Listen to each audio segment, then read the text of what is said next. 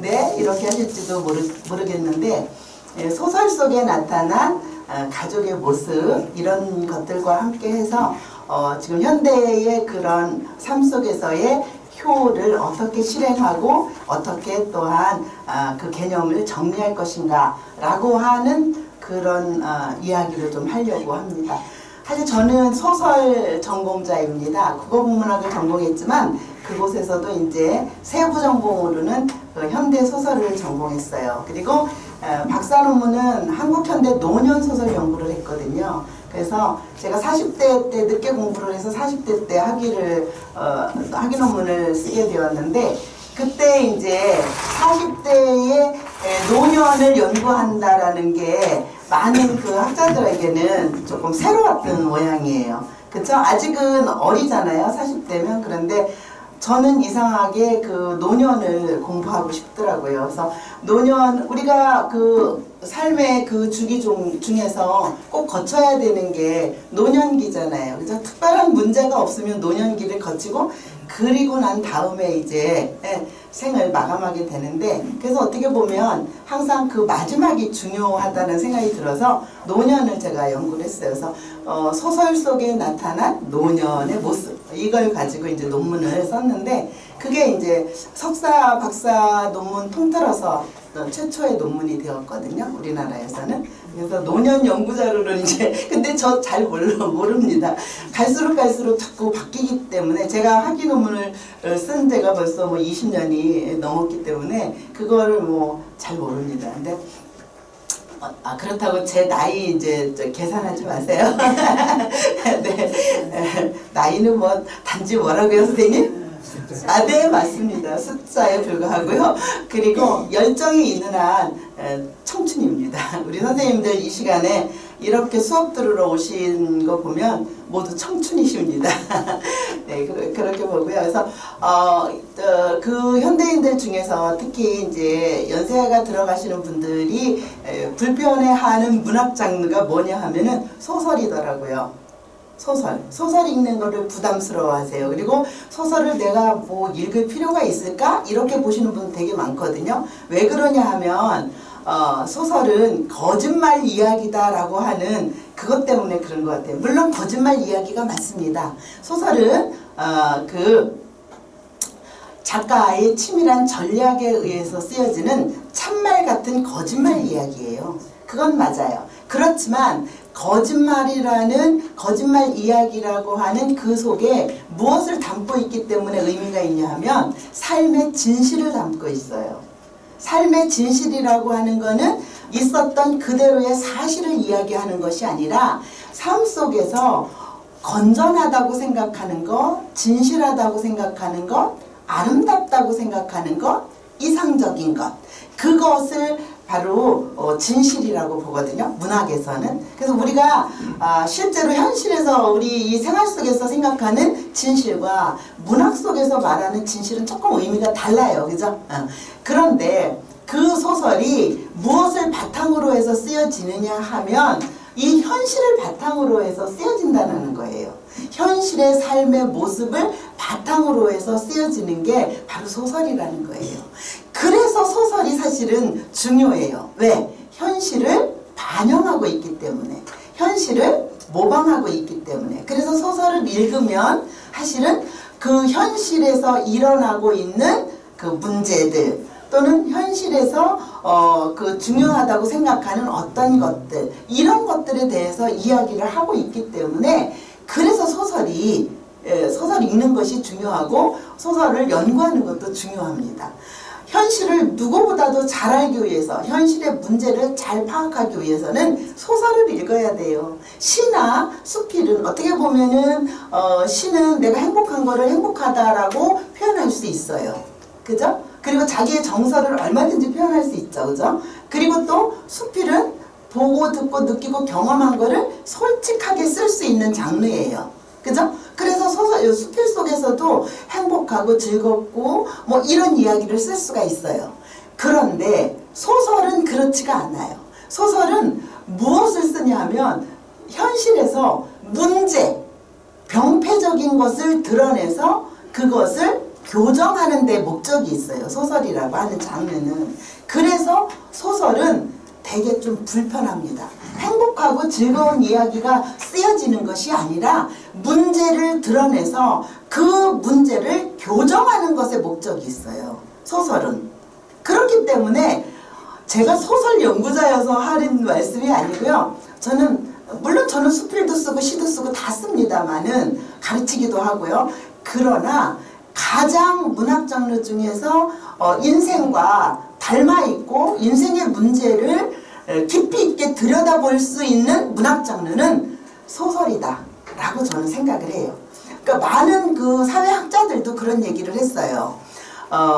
그 어떠한 사회학자보다도 소설가들이 사회의 문제를 깊이 있게 넓게 들여다볼 수 있는 눈이 있더라 라고 하는 얘기를 하고 있거든요. 그거는 바로 소설이 우리 사회의 병폐적인 거나 문제적인 거나 이것을 드러내서 그것을 교정하는 데 목적을 두고 쓰여지기 때문에 그렇습니다. 어때요, 선생님들? 이제 소설 좀 읽어보시고 싶지 않으신가요? 그쵸? 예, 근데 조금 길다 보니까 소설은 아무래도 시나 수필보다는 분량이 좀 많고 길잖아요. 그죠? 그래서 조금 불편하실 수는 있어요. 이제 시력이 조금, 저도 요즘엔 좀 그렇거든요. 그런데 좋은 방법이 있어요. 유튜브에 보면은 소설 읽어주는 사람들이 있어요. 아시죠, 선생님? 예. 그거 밤에 한 편씩 이렇게 틀어놓고 들으시면서 주무시다가 또 다 못 들은 부분은 다음날 또 들으시고 그러면 돼요. 저도 이게 눈 침침하고 그럴 때는 오디오북으로 그렇게 읽어주는 거를 듣기도 하고 오디오북으로 듣기도 하고 그러거든요. 그래서 이야기를 그렇게 들을 수가 있습니다. 사실 요즘 현 시대는 재미있는 것들이 너무 많잖아요. 그죠? 영상도 재밌는 게 많고 놀이도 재밌는 게 많고 또 맛있는데도 또 왜 그렇게 많아요. 그죠? 그러다 보니까 어떻게 보면 지극히 아날로그적이라고 생각할 수 있는 이 소설 읽기가 사실은 조금 힘들 수가 있어요. 그죠? 그러나 그거는 아날로그적이기 때문에 내가 읽어야 되고 내가 들어야 되기 때문에 어쩌면 내가 식견이 생기고 문제의 본질을 파악할 수 있는 힘이 생기고 그것을 짚어낼 수 있는 능력이 생기고 그러는 장르가 바로 소설이라고 저는 생각합니다. 그래서 소설에 좀 관심을 가져주십사 합니다. 요즘에는요 소설이 길게 쓰이지 않는 추세예요. 예전에는 우리 보통 소설 그러면 선생님들 장편소설 많이 생각하시잖아요. 그죠? 많이 읽으셨던 게 뭐 이광수의 무정이라든지 흑이라든지 뭐 유정이라든지 뭐 이런 작품들이잖아요. 그죠? 뭐 김말봉의 찔레꽃이라든지 뭐 그죠? 그 영상섭의 3대라든지 이런 차만식의 뭐 탕류 뭐 이런 긴 소설들 장편소설들을 먼저 생각하시잖아요. 그죠? 그 중에 뭐 박경리의 토지 뭐 이런 거 그죠? 근데 그게 이제 드라마 같은 걸로도 나왔기 때문에 뭐 드라마를 보셔도 좋지만 이제 책으로 또 읽으면 그 세세한 행간에 숨어 있는 의미들 그리고 거기에 축약되어 있는 어떤 정서나 이런 것들을 꼼꼼하게 짚어낼 수가 있어요. 그래서 그 재미를 느끼신다면 아마도 이 세상에 존재하는 많은 그 재미있고 즐거운 영상들보다 소설 읽기가 더 재미있으실 겁니다. 근데 요즘에는 소설 굉장히 짧아졌습니다. 그래서 장편 소설을 많이 창작하지 않고요. 요즘에는 단편 소설 그 중에서도 더 짧아진 아주 초미니 픽션이라고 하는 미니 픽션이라고도 얘기하는 여편소설. 여편소설은 잎사귀 엽자를 써갖고 여편이에요. 그리고 손바닥 장자를 써서 장편소설 이렇게도 이야기하는 그 짧은 소설. 선생님들 꽁트 아시죠? 그죠? 꽁트와 같은 거를 여편소설이라고 그럽니다. 그게 많이 쓰여지고 있고 많이 읽혀지고 있어요. 왜? 긴 거를 읽는 거에 대한 부담이 현대인들은 바쁘니까 그죠? 그래서 저도 요즘에는 저도 선생님 소설 쓰는 사람이잖아요. 저 소설가예요. 그래서 요즘에는 이제 저도 그 역편 소설에 많이 집중하고 있어요. 그래서 지금 한 30편 정도 모았는데 제가 이제 추려가지고 또 책으로 출간하려고 그러거든요. 그래서 역편 소설, 왜 우리 예전에 읽었던 소설 중에 선생님들 읽으셨던 소설 중에 모파상의 목걸이 생각나시죠? 예, 그런 류의 소설이에요. 그거보다 더 짧게 쓰여집니다. 원고지 6장에서 30매 정도로 쓰여지는 그런 소설들도 유행하고 있어요. 근데 그 속에 무엇을 담고 있느냐 하면 바로 우리 사회의 문제, 인간이 안고 있는 문제, 병폐적인 거, 그것을 담고 있어요. 그래서 그것을 콕콕 집어내서 그야말로 콕 찌르듯이, 바늘로 찌르듯이 느끼게 해주는 그런 소설들이 많이 창작되고 있거든요. 그래서 그래요. 그런 추세인데요. 그 중에서 여기 제가 제일 1페이지에 보면은 이거 뭐 그냥 제가 써놓은 겁니다. 여기 소설이란 무엇인가 뭐 이래가지고 소설의 개념과 소설의 문제 여기 여러 가지 그 정리된 것들을 이렇게 써놨습니다. 그래서 소설은 작가의 체험과 상상이 빚은 언어 예술이며 거짓말 이야기다 뭐 이렇게 하면서 작가의 치밀한 전략에 의해 쓰여진 꾸며낸 이야기다. 뭐 이렇게 이제 개념을 마련해 놓았고요. 이거는 뭐 앞전에 제가 말씀드렸기 때문에 선생님들 다 아실 것 같습니다. 그 다음에 이제 여기 한 6개 정도로 정리를 해놨어요. 큰 것만 보면 소설은 허구다, 과장이다, 인간의 이야기다, 상상의 산물이다, 창조된 세계다, 언어예술이다 뭐 이렇게 써놨는데 이건 뭐 다 아시는 얘기고요. 이 어르신들 중에서 간혹 우리 할머니도 그러셨거든요. 내가 살아온 날들을 소설로 쓰면, 책으로 쓰면 10권도 넘을 거야. 이렇게 얘기를 하시거든요. 물론 살아온 날들이 바탕이 되기는 합니다. 그러나 소설은 그렇게 살아온 날들을 그대로 쓰는 게 소설은 아닙니다. 여기 첫 번째로 뭐라 그랬어요? 허구다 이렇게 얘기를 했단 말이죠. 허구라는 거는 가공했다라는 얘기예요. 가공의 역사라는 거죠. 그래서 꾸며 쓴다. 작가에 의해서 그렇게 꾸며 쓴 이야기다 라고 하는 거예요. 그래서 할머니가 아마 살아오신 날들을 그대로 소설로 쓴다, 그 책으로 쓴다면, 글로 쓴다면 그건 소설이 되지 않고 뭐가 되겠냐면 수기, 그치요, 수기. 맞아요, 선생님. 수기가 될 겁니다. 그런 거는. 그런데 할머니가 살아온 날들을 가공을 한다면, 거기에 할머니가 모델이 되기는 하고 할머니가 살아온 날들의 이야기가 어떤 바탕이, 소설의 바탕이 되기는 하지만 그것을 가공해서 써야 소설이 되는 거거든요. 우리가 집을 지으려면 제일 먼저 뭐가 있어야 돼요? 땅이 있어야 되잖아요. 그죠?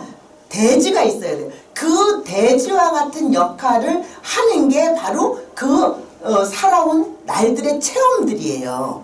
그거는 대지예요. 대지만 마련되면 거기에 통나무집을 짓든 뭐 슬라브집을 짓든 뭐 또 뭐 그 뭐죠? 그거 목재로 짓는 그런 집을 짓든 뭐 그거는 다 목조로 짓든 그거는 다 작가의 마음에 그 건축가의 마음이잖아요. 그죠? 건축가의 생각대로 짓는 거잖아요. 사실요. 그래서 제가 우리 할머니의 소원을 풀어드리기 위해서 장편소설 한 권을 썼습니다. 아직 출간은 안 했어요. 출간할 때 제가 언제 또 나오면 딱 말씀드릴게요. 꼭 사서 보세요. 그 우짜하는 말이고요. 네, 그래서 할머니의 삶을 제가 조명해서 그것을 깊이 들여다보고 소설 한 편을 제가 원고지 한 1000매가 넘습니다. 원고지 1000매. 그 조금 이야기가 길어요. 그래서 지금 두 마음이에요. 한 권으로 써놓긴 했는데 이거를 나누어서 2권짜리로 만들지 아니면 조금 축약해갖고 한 800~900매 정도로 해가지고 출간을 할지 출판사에서는 원고를 달라고 이야기가 있습니다. 그래서 출간을 제가 마음만 먹으면 할 수 있는 정도까지는 맞습니다. 그 소설은 선생님 손바닥 장자 장편 소설이에요? 그거는 긴 장자 장편 소설이죠. 네, 그 장편은 손바닥 장자 장편 소설은 짧은 소설. 원고지 30매, 저기 6매에서 30매 정도 되는 그런 겁니다. 네. 그래서 그게 자꾸 헷갈리니까 장편 그러면 손바닥 장자 짧은 그 장편 소설이냐 아니면은 긴 장자 장편 소설이냐 이게 헷갈리니까 옆편이란 거예요. 나 잎사귀 엽자. 응? 예, 그거죠. 예, 예. 잎사귀 엽자. 아시죠? 다.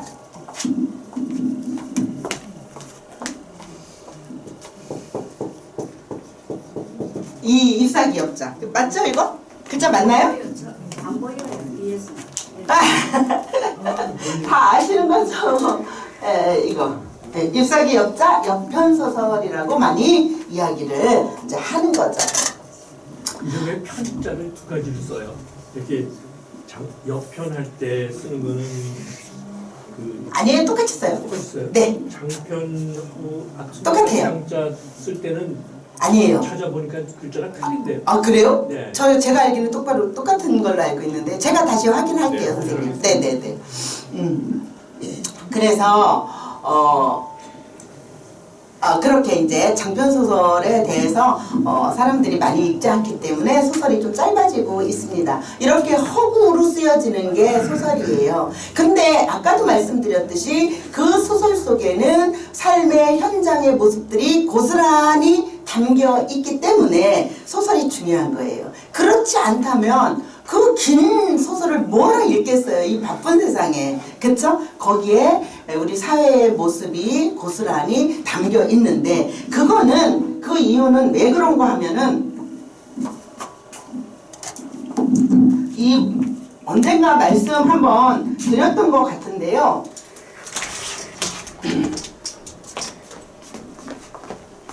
지울 수 있나? 이 문학이라고 하는 이 문학 행위가 성립되기 위해서는 여기다 쓸까요? 여기다 쓰세요. 이게 더 잘 보이시죠? 예. 네. 이 문학 행위가 문학이라고 하는 행위가 성립되기 위해서는 4가지의 요소가 필요하다라고 이야기를 한 사람이 있어요. 그 사람이 누구냐면 미국의 이제 문학 이론가인 에이브럼즈라고 하는 사람이에요. 이 에이브럼즈라고 하는 사람이 말하기를 문학 행위가 성립되기 위해서는 4가지 요소가 있어야 한다라고 얘기를 했어요. 그 중에 첫 번째가 뭐냐 하면은 바로 현실 세계라고 하는 거예요. 이 현실 세계를 또 다른 말로는 우주라고도 이야기를 합니다. 이 현실 세계가 있어야 되고 또 하나는 이 현실 세계를 바라보는 작가가 있을 것이다. 있어야 한다. 뭐 그래야 글을 쓰든지 말든지 할 거 아닙니까? 그죠? 그리고 세 번째로는 이 작가가 써낸 작품이 있어야 한다. 라고 얘기하고 그 다음에는 그것만 있으면 뭐 하겠습니까? 아무리 좋은 작품도 읽어야지, 그죠? 맞습니다, 선생님. 독자가 있어야 할 것이다 라고 이야기를 했어요. 그렇다면 이들의 관계가 어떻게 되느냐 라고 하면 그림으로 이렇게 그려본다면 이런 형태가 되거든요. 이거는 이제 현실 세계입니다. 여기는 현실 세계를 바라보는 누가 있고 작가가 있고 이 작가가 써낸 작품이 있고 이것을 바라보는 독자가 있다. 이렇게 있어야만 이 문학행위라고 하는 것이 성립될 수 있다라고 봤어요. 그러면서 작가가 현실 세계를 바라보고 그것을 그대로 모사해서 베껴내는 게 아니에요. 작가가 현실 세계를 바라보고 거기서 문제점을 발견하잖아요. 아까 제가 뭐라고 말씀드렸죠? 병폐적인 거, 문제적인 거, 그것을 드러내서 그것을 건전하게 고치는데, 교정하는데 목적이 있다라고 말씀드렸잖아요. 그죠? 그래서 이 현실 세계를 모방하거나 반영합니다. 반영을 해서 작품을 생산해내요. 근데 재밌는 거는 이 작가가 작품을 생산해낼 때에 어떤 것이 투영되느냐 하면은 지금까지 작가가 살아온 환경이라든지 작가가 가지고 있는 여러 가지 의식들이라든지 그리고 또 그의 가치관, 세계관 그리고 그 작가에게 형성되어 있는 여러 가지 관심 또 이 현실의 문제를 모방하고 반영하는 함에 있어서 그것을 깊이 있게 분석하고 연구한 결과로 얻어진 재인식한 그것. 그쵸? 작가마다 다를 거 아닙니까? 문제를 바라보는 작가들마다 그것을 인식하는 거는 다 달라요. 왜? 나는 이런 가치관을 가지고 있고 이 사람은 이런 세계관을 가지고 있고 이 사람은 또 이런 인생관을 가지고 있고 다 다르지 않습니까? 여기 선생님들도 다 다르실 거 아닙니까? 그죠? 그렇게 다 다르기 때문에 그 문제를 해석하는 것에 있어서 그것을 재인식하는 것에 있어서도 다 다릅니다. 다 달라요. 그것을 어떠한 방향으로 바라보느냐라고 하는 것도 그 문제를 어떠한 방향에서 바라보느냐라고 하는 것도 다 달라요. 그쵸? 그렇기 때문에 이 작가의 그런 작가를 둘러싸고 있는 수많은 환경, 배경, 그죠? 그의 뭐 살아온 어떤 것들 이런 것들이 다 어떻게 되기 마련이에요? 투영되기 마련이에요. 투영되어서 작품으로 나타나기 마련이에요. 소설 읽어보시면 간혹 보면요. 아버지하고 불화하는 이야기를 유난히 많이 쓰는 사람이 있어요. 아버지하고 불화한 이야기를. 그 작가의 역사 전기적인 사실을 캐고 들어가 보면은 그 작가가 아버지하고 불화해요. 아니면 아버지가 부재해요. 집을 나간 아버지라든지. 예전에는 왜 아버지들이 그렇게 집을 나가는지 몰라. 장가를 가면 꼭 가, 집을 나가. 그리고 들어가서 애기 하나 낳고 또 나가. 그리고 또 애기 하나 낳고 나가. 그 누가 다 키웁니까? 엄마가 다 키우잖아요. 지금 우리 엄마를 부탁해 이 작품 속에서도 아버지가 그렇잖아요. 그죠? 아버지는 가정적이지 않아요. 가정을 책임져 주지 않아요. 그죠? 그리고 그 당시에 아버지들은 그러는 것이 무엇이라고 생각했을까? 아니면 남자는 그래야 된다고 생각했을까? 제가 생각했을 때는 꼭 그렇다기보다 뭔가 큰 뜻을 펼치고 싶은 거야. 이 아버지들이. 그쵸? 근데 그게 사실 역사적으로나 사회적으로 여러 가지로 상황적으로 바라볼 때 그 꿈을, 그 뜻을 펼치기 어려운 환경인 거예요. 사회적인 환경일 수도 있고 가정적인 환경일 수도 있고 그러니까 아버지들이 술을 마시는 거야. 그 아버지들은 왜 이렇게 죄다 술을 마셔? 그죠? 죄다 술 마시고 노름하잖아.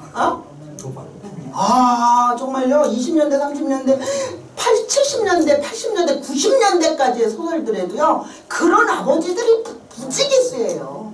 지금의 아버지들은 저도 딸이 결혼해갖고 사위가 있거든요. 우리 사위 보면은 놀라워요. 너무너무 잘해요. 그거를 우리 아들이 가끔 한 번씩 가서 봐서 그런지 걔는 장가를 안 가요. 44살이나 했는데. 그래서 그럴까요? 너무 잘해요. 직장생활 충실하죠. 집에 오면 애기 얼른 씻겨요. 애기 얼른 목욕시켜요. 아주. 그리고 또 밥 먹고 나면 청소기로 청소하지요. 물론 우리 딸도 직장에 다닙니다. 딸은 그래도 가사노동을 보면은 딸아이가 훨씬 많이 해요. 80~90%는 딸이 하고 나머지 10%, 20% 그 사위가 하는데 그런 거를 보지 않고 저의 세대도 그런 걸 별로 안 봤어요. 그죠? 솔직히 밥 먹고 나면 그럼 물 떠다 줬잖아요. 우리 신문 갖다 주고. 그때는 왜 집에서도 담배를 펴? 밥 먹고 나면 담배 피잖아요. 그럼 채소리 갖다 딱 주고 말이지. 저도 그랬어요. 저도. 그런데 그래서 요즘에 나오는 소설들은 좀 달라지고 있어요. 왜? 어떻게 해요? 문학작품이라는 게 현실을 반영하는 거니까. 근데 이 엄마를 부탁해 이 작품이 2008년에 쓰여진 작품이거든요. 그래 여기에도 그랬던 아버지가 집으로 돌아왔어요. 그래서 이 아버지가 어머니와 함께 생신잔치를 하기 위해서 아들네 집으로 올라오다가 없어진 거예요. 엄마가 사라진 거예요. 엄마를 잃어버린 지 일주일 때다. 이렇게 시작이 되잖아요. 이 소설이. 선생님들 엄마라는 말 속에 어때요? 괜히 뭉클하지 않아요? 남녀노소를 막론하고 우리 인간이 어머니의 뱃속에서 태어나지 않은 사람은 없어요. 응? 시험관 아기라 할지라도 웬만큼 커갖고 엄마 뱃속에 다시 넣었잖아요. 그죠? 수정시켜서 넣었죠. 그죠? 그래서 태어나잖아요. 어쨌든 어머니의 뱃속에서 태어나지 않은 인간은 하나도 없는 거예요. 그래서 엄마라는 말 속에는, 엄마라는 단어 속에는 그냥 무조건 그립고 사무치고 엄마를 생각만 해도 뭉클해지고 그러는 거잖아요. 그죠? 어떤 교수님이 자기 어머니가 돌아가셔서 저희가 문상을 갔다 오고 위로차 이제 연구실에 올라갔어요. 그랬더니 그 교수님이 우리가 이제 위로해서 아유 선생님 얼마나 힘드세요 이렇게 얘기하니까 이 세상에서 완전한 내 편이 없어졌어요. 딱 그 한마디로 되지 않아요? 완전한 내 편이 엄마예요. 그죠? 이거는 전 세계 누구에게나 마찬가지죠. 신경쓰게 소설이 먹혔던 이유가, 먹혔다는 좀 그렇지만 많은 사람들에게 선풍적인 인기를 끌었던 이유가 전 세계적으로 그게 바로 엄마이기 때문에 그래요. 첫 단어부터가 엄마잖아요. 엄마를 잃어버린 지 일주일째다. 라고 나온다고. 그것도 잃어버렸어요. 잃어버린 건 다 아쉽잖아. 아닌가요? 저는 정말 별 볼 일 없는 조그만 물품 하나도 잃어버리면 그렇게 아쉬울 수가 없어. 그거를 찾으려고 그냥 온통 방을 뒤지기도 하고 그러죠. 그러는데 엄마를 잃어버렸어요. 완전한 내 편인 엄마를. 근데 선생님 그게요 2008년도까지는 그렇고 지금도 조금 그렇기는 한데 앞으로 시간이 더 흐르면 이대로 이런 추세로 간다면 엄마에 대해서 그런 감정을 가질까요?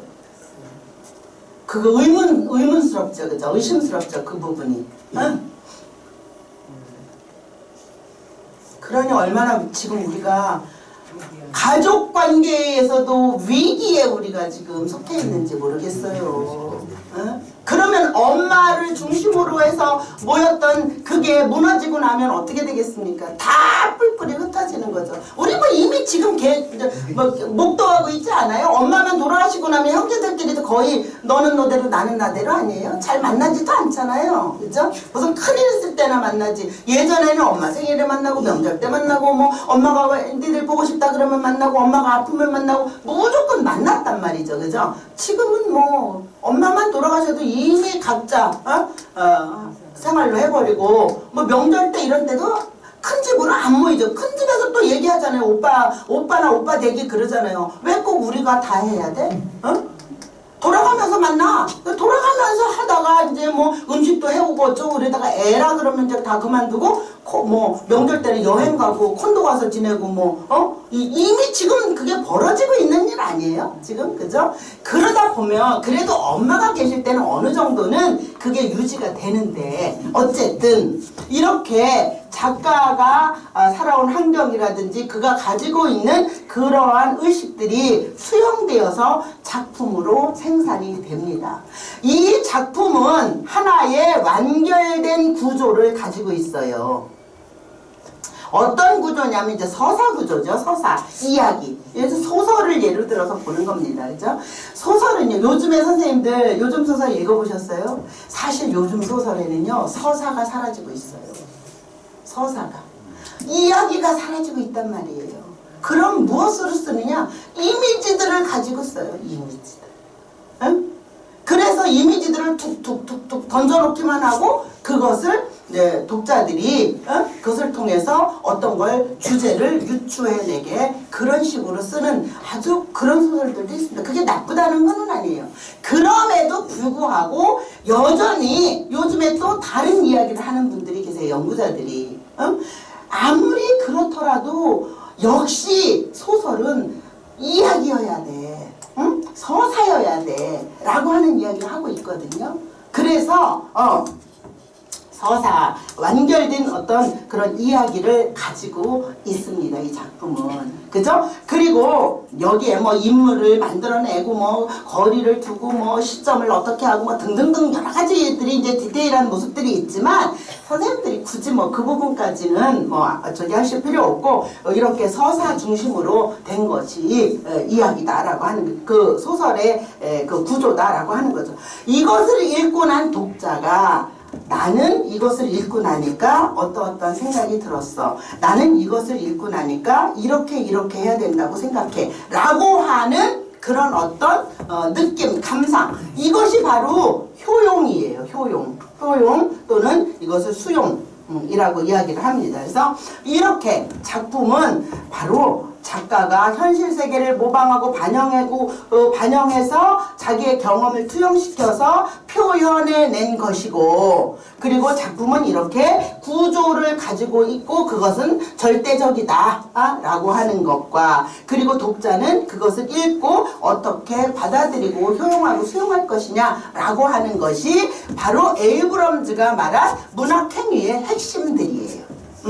그래서 현실 세계가 어떻게 작품에 모방되어 있는가, 반영되어 있는가 라고 보는 것은 모방론적, 반영론적 관점이라고 얘기를 하고, 또는 작가가 자기가 경험한 이런 모든 것들을 작품 속에 어떻게 투영해서 표현시키느냐 라고 하는 건 표현론적 관점이다 라고 이야기를 하고, 그리고 작품 자체로 완결된 구조로 보고 그것을 연구하는 건 바로 구조론적 관점, 절대론적 관점이라고 하고, 그리고 독자가 그것을 어떻게 받아들이냐라고 하는 걸 효용론 또는 수용론적 관점이라고 이야기를 합니다. 그래서 연구할 때도 현실 세계가 어떻게 투영되는가 이걸 보는 건 모방론적 관점이고, 작가의 이건 바로 이제 표현론적 관점이고, 작가론을 연구한다 그럴 때는 이 부분에 중점을 두고 연구하는 거예요. 근데 엄마를 부탁해 이 작품은 여기서 우리가 이 현실의 모습이 어떻게 모방되고 투영돼서 현실 사회, 우리 현재 2008년도 2000년대의 가족의 모습이 어떻게 작품 속에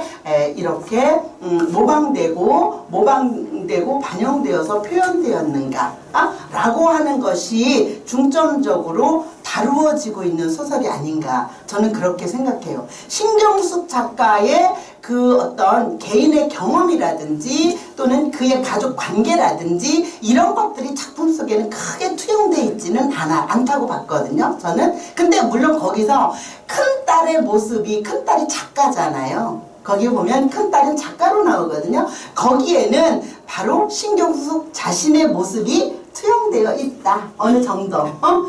그것을 볼 수 있는데, 그렇기 때문에요. 모든 문학작품은 절대로 하늘에서 떨어지는 것도 아니고 땅에서 솟아나는 것도 아닌 작가의 경험에 의해서, 그리고 어떠한 것을 모델로 했을 때 그것을 가공해서 만들어내는 것이다 라고 하는 것을 알 수가 있어요.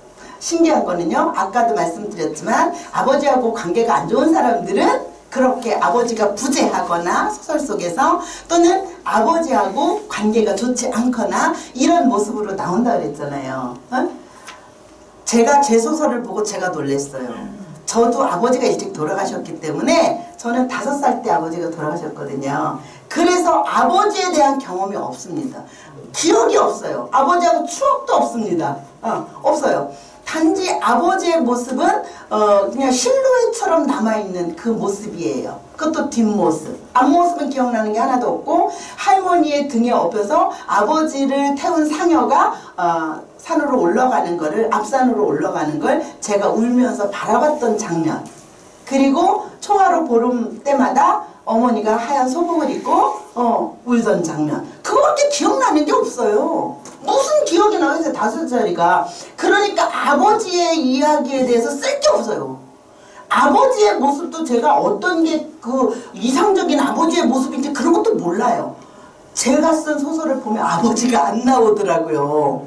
전 몰랐어요. 그거 생각도 못했어요. 그러니까 작가의 작품에는 작가의 경험이라든지 작가의 배경이 투영될 수밖에 없는 거죠. 그죠? 그래서 이런 문학 작품들을 읽을 때 작가 연구를 할 때는 그 부분에 또 중점을 두고 작가의 역사 정기적인 사실 그런 것들을 이제 관심을 두고 또 연구를 하고 그럽니다. 재밌어요. 그러다 보면 또 재밌는 거는요. 제가 이제 소설 연구자에서 재밌다고 자꾸 그러나 있잖아요. 소설 속에 어떤 주인공이 쓸데없이 괜히 지나가는 사람을 막 때려요. 폭력을 그 사람한테 휘두르는 그런 일이 있어요. 괜히 애들을 길을 막고 삥을 뜯는다든지 뭐 이런 것도 있거든요. 왜 이 사람이 왜 이런 짓을 할까? 라고 보면은요. 거기에 꼭 들어가는 게 이 작가가 알게 모르게 그 정신분석 심리주의 관점으로 정신분석학 이쪽으로 해서 이렇게 살펴보면은요. 알게 모르게 과거에 자기가 폭력을 당한 경험이 있는 거예요. 그래서 우리 폭력은 안 됩니다. 절대 폭력은 안 돼요.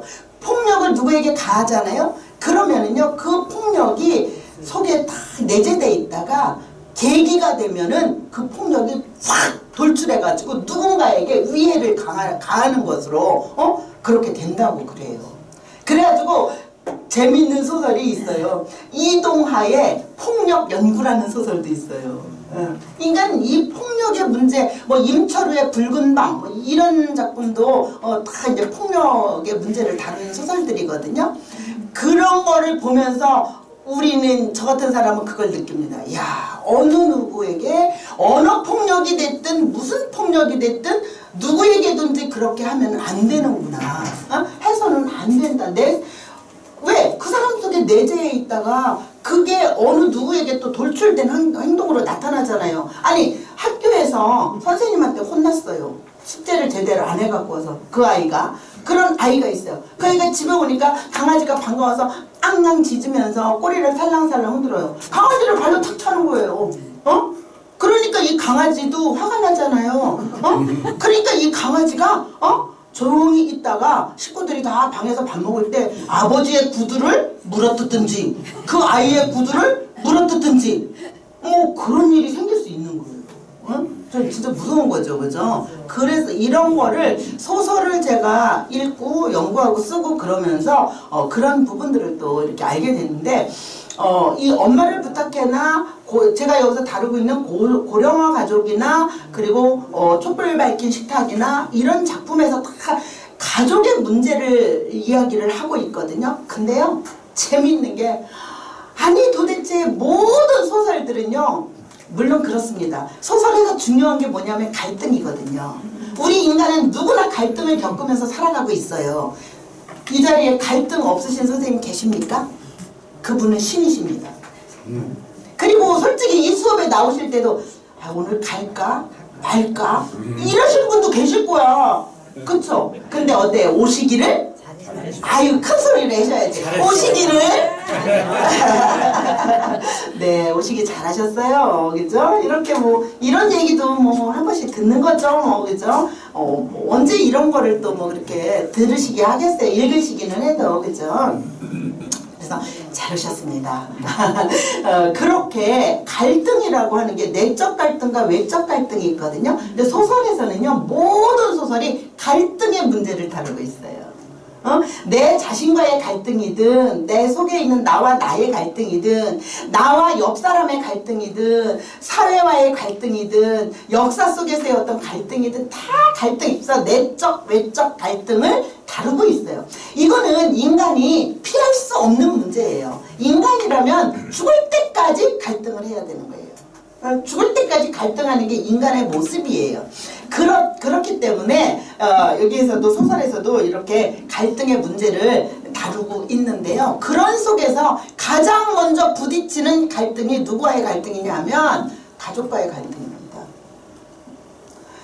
그게 소설에서 참 가족의 갈등 문제를 다룬 소설들이 많아요. 그거는 이미 오래전부터 염상섭 1930년대 염상섭의 3대도 3대의 갈등을 다루고 있잖아요. 할아버지, 아버지, 손자 이 셋의 가지고 있는 의식들이 다 다릅니다. 할아버지는 아주 전 근대적인 사고, 아버지는 중간적인, 뭐 손자는 뭐 새로 이제 개화된 그런 어떤 의식. 그러면서 다 다릅니다. 그것이 그 속에서의 갈등의 문제를 다루고 있는데, 그래서 소설을 읽으실 때 그런 부분, 물론 뭐 모든 소설이 가족의 문제를 다루고 있지는 않아요. 그러나 상당수의 소설들이 가족의 문제를 다루고 있어요. 우리 다 알고 있는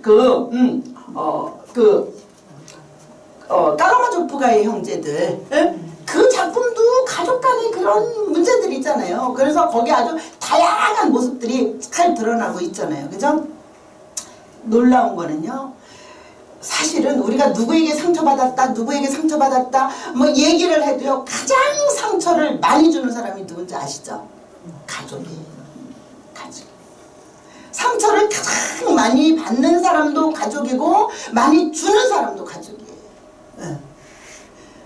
가족이 사실은 가장 소중한 존재 아니에요? 그쵸? 가족이 가장 소중합니다. 부모 자식 간에도요, 굉장히 서로에게 상처를 많이 줍니다.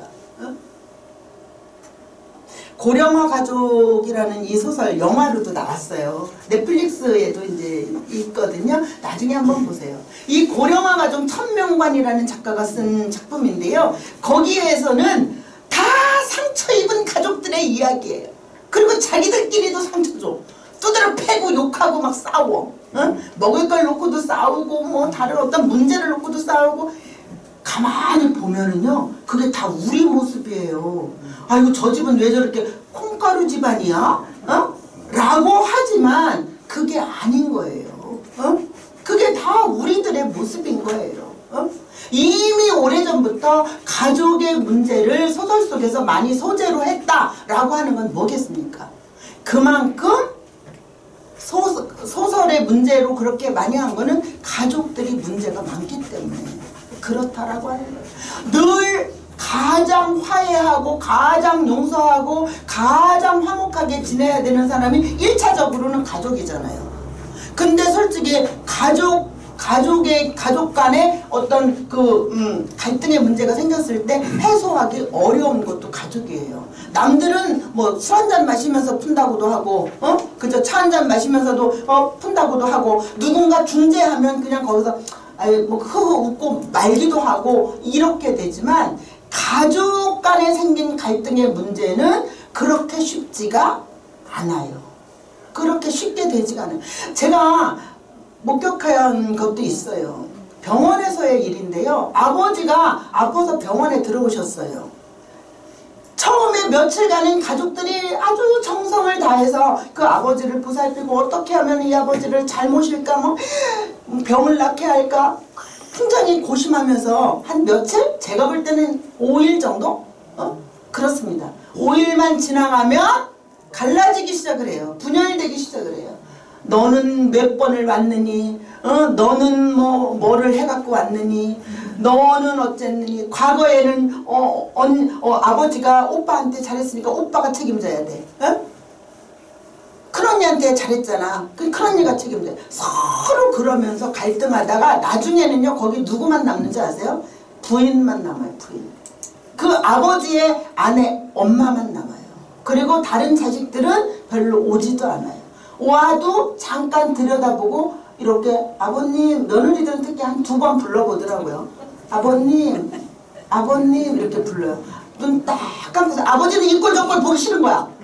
딱 눈 감고 있어요. 그러면 아유 뭐 말씀도 안 하시네. 그리고 나가요. 그걸 들어오지도 않아. 그리고 아들은 와서 아버지 이렇게 또 몇 번 불러봐. 아버지 다 보기 싫어. 가만히 계셔. 그러면 나가요. 또 나가요. 그리고 갈 때는 인사도 안 하고 가버려요. 밖에 있다가. 지들끼리 밥 먹고 가는 거예요. 그게 왜 오느냐고, 왜 거기에. 그죠? 제가 그런 걸 무수히 목격했어요. 그게 가족입니까, 그게? 가실 때까지 다 같이 한 마음으로, 그죠? 해야 되는 게 정상이지. 그게 상식이지. 그 상식이 무너진 지가 오래됐어요. 선생님들 다 아시죠? 그죠? 그런 속에서 우리가 노년을 보내야 되고, 우리가 또 세상을 떠날 때까지 그런 걸 봐야 되는 거예요. 그러니 얼마나 이꼴 저꼴 보기 싫은 세상인가. 이런 생각도 하잖아요. 그런 속에서도 우리가 견디기 위해서는 어떻게 해야 된다? 마음의 근육을 키워야지. 마음의 근육을 키워야지. 그래서 그래 이제 함께 가족의 모습도 변하고 의식도 변하고 그러니까 이제 우리는 나는 새로운 생각을 가지고 변화된 이런 사회 속에서 과거에 내가 의식하고 내가 가지고 있었던 이러한 삶의 방식은 이제 조금 탈피해서 변화된 이런 현실을 어떻게 지혜롭게 받아들이면서 걔네들을 아이들로부터 효도할 수 있도록 이끌어낼 수 있느냐. 어떤 할머니처럼 통장을 넣었다가 자식만 오면은 문갑 속에 있는 통장을 꺼내갖고 이렇게 보는 척하고 그리고 이렇게 들어오면 얼른 집어넣고 그러니까 얼마나 궁금해. 저 통장에 돈이 얼마나 있나. 그쵸? 나중에 돌아가시고 나서 보니까 어떻더래요? 빵원이었다는 거. 그것도 할머니 지혜지. 왜냐하면 부모에게 효도하면 뭐라 그랬어요? 땅에서 잘 되고 오래 사는 축복을 누린다고 그랬잖아요. 자식에게 축복받게 하려면 우리 그래 나 엄마는 괜찮아 아빠는 괜찮아 니들만 잘 살아 이런 말 하시면 절대 안 돼. 아니에요? 왜 대답을 하지? 그렇게 하셨구나? 제 말이 맞죠? 맞아요. 맞아요. 왜 니들만 잘 먹고 니들만 잘 여행하고 그러면 안 돼. 다 같이 누리는 거지. 그리고 또 내가 번 돈인데 내가 갈 때까지 꼭 쥐고 있어야지 왜 니들 주냐? 그것도 안 돼. 그러는 또 어르신들 계시잖아요. 그죠? 애들도 안 봐주고 니들 인생 있고 내 인생 있다 그러고 안 봐주고 그것도 안 맞아. 상황이 되면 좀 보살펴주기도 하고 또 참 쟤네들이 어려울 땐 좀 주머니 돈도 풀기도 하고 서로 이게 잘 조화를 이루면서 가야 되지 않을까. 뭐 그 문제에 대해서는 두 번째 시간에 좀 소설과 같이 이야기하면서 저도 할 얘기가 많아요. 저도 이제 노년이잖아요, 선생님. 그죠? 자, 우리 잠깐 10분만 휴식했다가 또 시작합시다. 네, 선생님. 사실은요, 제가 글씨를 아주 예쁘게 쓸 수 있어요. 그런데 지금 흘렸었잖아요. 빨리 강의를 하려고 그랬는데 어렸을 적에 자랑 하나.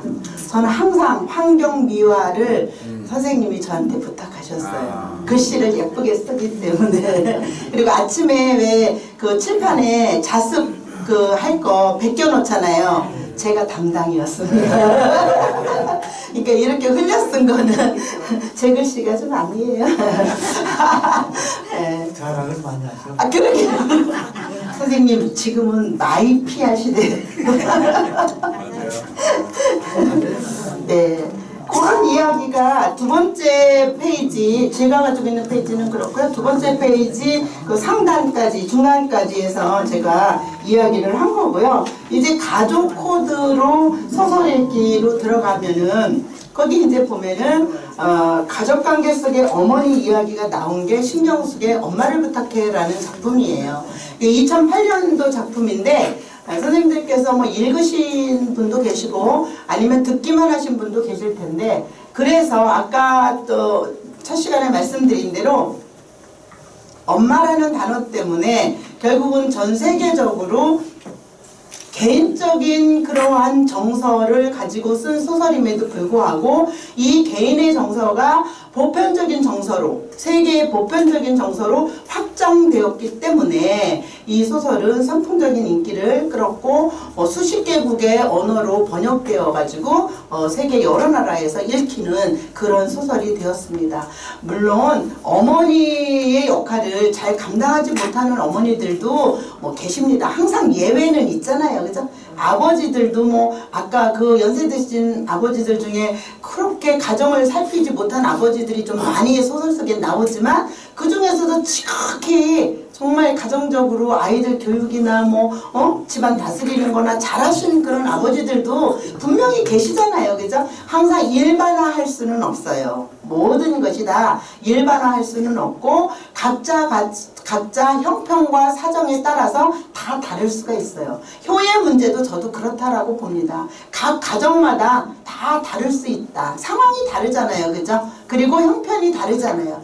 뭐 맞벌이를 하지 않고는 맞벌이에서도 어떤 직책을 맡고 있느냐에 따라서 시간이 좀 더 여유로운 사람이 있는가 하면 절대 시간이 또 안 되시는 분들도 있잖아요. 근데 이거를 다 일반화해서 이렇게 해야 된다 저렇게 해야 한다라고 하는 거는 저는 맞지 않다고 봐요. 그죠? 그래서 중요한 게 바로 지식보다 더 중요한 게 바로 뭐예요? 지혜예요. 지혜.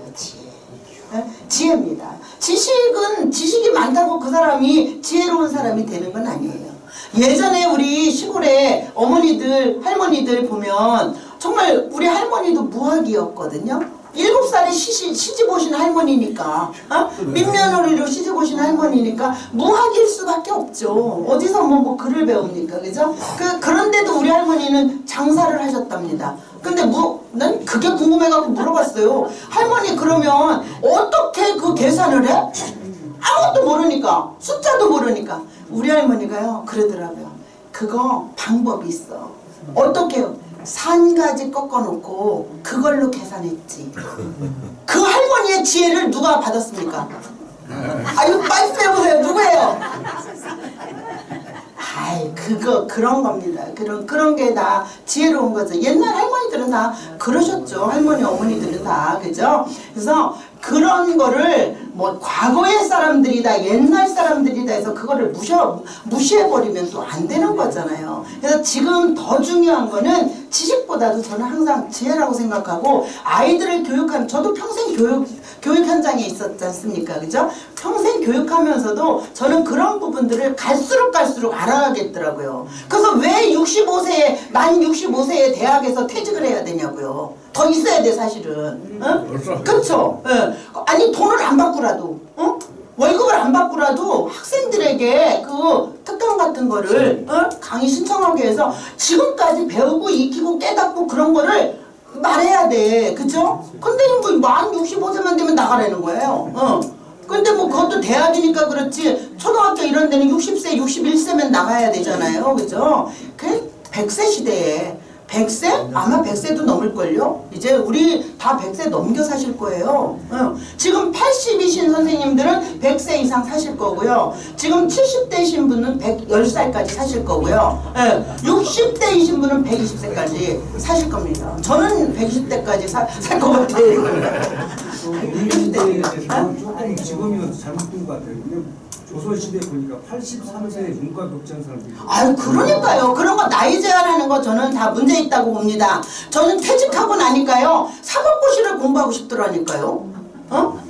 너무 정의롭지 못한 이런 문제에 대해서 제가 좀 거기에 뭘 좀 기여하고 싶은 생각이 들더라고요. 근데 다 모든 게 그게 안 되잖아요. 그죠? 그러는데 어쨌든 그래서 저는 소설가가 된 게 참 다행인 거예요. 소설을 쓰면 되니까. 소설 쓰면 돼. 근데 요즘은 목 디스크 때문에 열심히 글도 못 쓰고 있습니다. 자, 우리 여기 엄마를 부탁해 이 작품을 보면 2000년도가 선생님들 2000년도라고 하는 그 시대가요, 우리 다 지나왔지만 특별한 시대예요. 1970년대 보세요. 1930년대, 40년대, 45년에 우리가 한일합방이 해방이 되잖아요. 그죠? 1910년에 한일 합정이 돼가지고 그러다가 해방이 되고 또 그 다음에 3년 정도의 그 공백 기간이 있고 그러다가 대한민국 정부가 수립되고 그리고 나서 어떻게 돼요? 50년에 한국전쟁이 일어나잖아요. 그래서 53년에 또 끝나죠. 그리고 나서 굉장히 혼란스럽잖아요, 또. 그러면서 60년대에 들어오면서부터는 우리는 근대화 하면서 이제는 지금까지의 삶의 방식에서 벗어나고 여러 가지를 이제 새롭게 그 현대화하는 쪽에 발을 맞추게 되잖아요. 그러면서 기간 산업을 육성하고 막 이러면서 70년대에 오게 되잖아요. 70년대에는 정말 70년대가요, 산업화 사회, 현대화 사회, 도시화 이렇게 되면서 농촌 공동화 현상도 일어나게 되고요. 제가 노년소설 연구했다 그랬잖아요. 그러니까 노년소설은 결국 노년의 문제가 드러난 소설들이에요.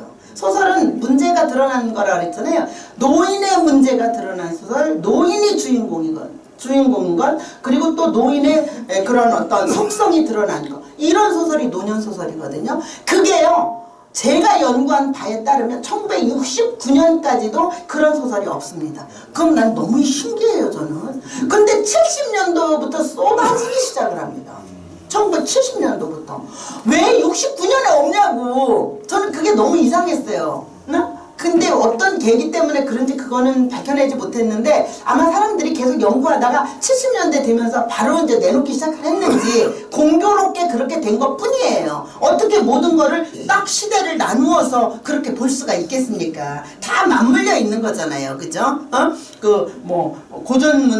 고전주의 시대나 낭만주의 시대나 또 리얼리즘 시대나 다 이런 것들이 이렇게 맞물려 있는 것처럼 사실 시기를 나누는 것 자체가 연구자들이 편하려고 그러는 거지 그거는 별 의미가 없습니다. 어떻게 보면 다 맞물려 있는 거. 지금 아직도 1920년대 30년대의 의식을 가지고 살아가는 분도 계시고 아니 조선 그 후기 그때의 사고를 가지고 살아가시는 분도 계시고 지금 현재 70년대 사고를 갖고 살아가시는 분도 있고 다 그런 거 아니에요. 다 섞여 있는 거잖아요.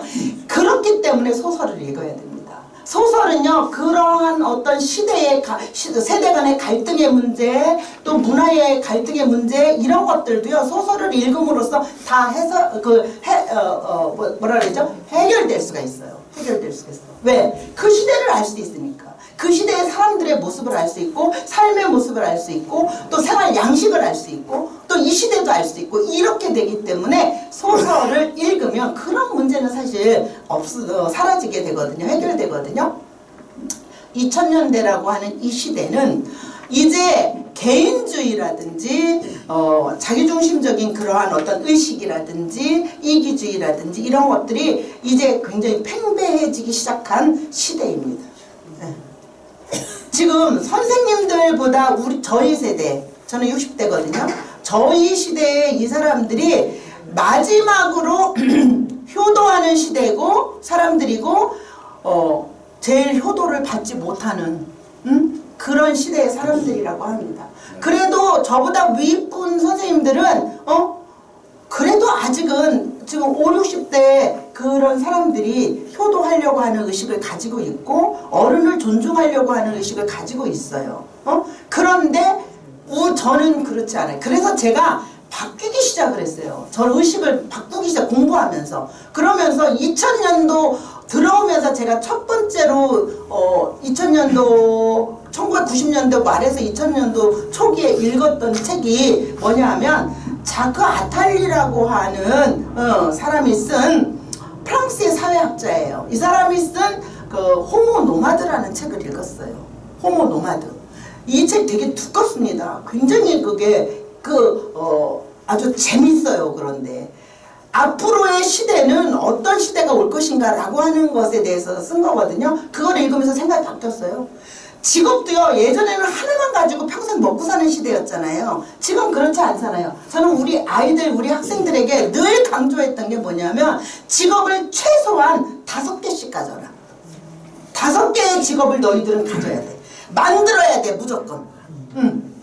한우를 파면 안 돼. 한우를 파면 안 돼.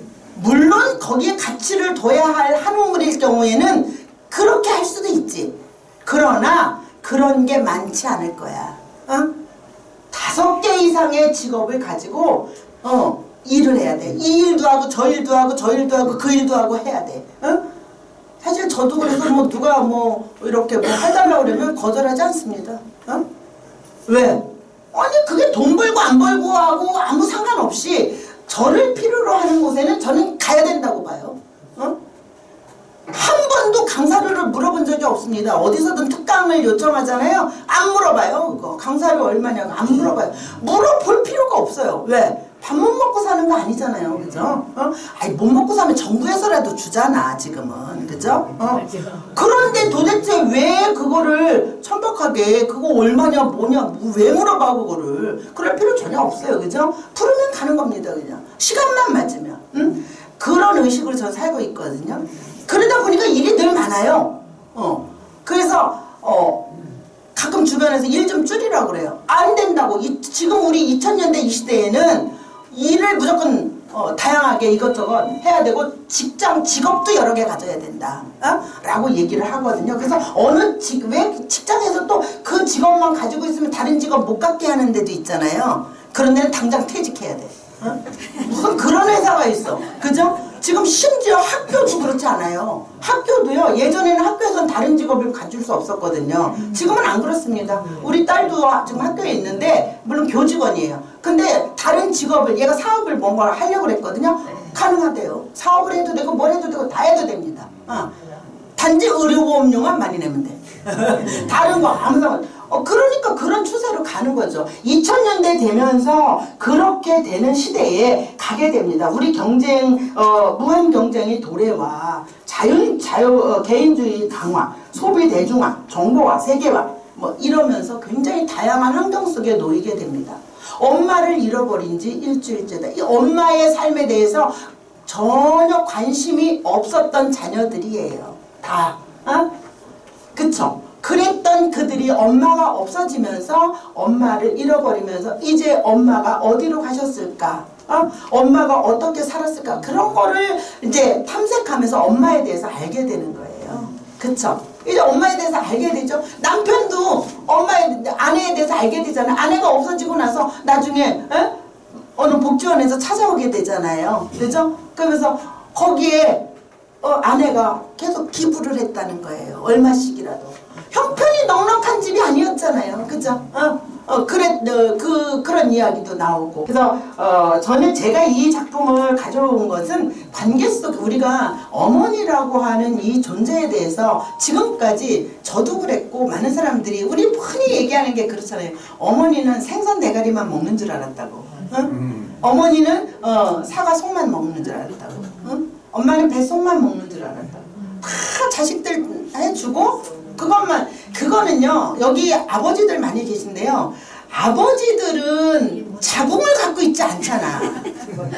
아기를 뱃속에서 키우지 않았잖아. 그쵸? 아기를 뱃속에서 키운 사람은 의식부터가 달라요. 왜? 우리 10달 동안 아이를 품고 있을 때 얼마나 많은 조심을 합니까? 솔직히 똑바로 누워 잘 수도 없고요. 막달이 되면 옆으로 누워 잘 수도 없고요. 엎드려 잘 수도 없어요. 얼마나 불편하고 힘든지 말도 못합니다.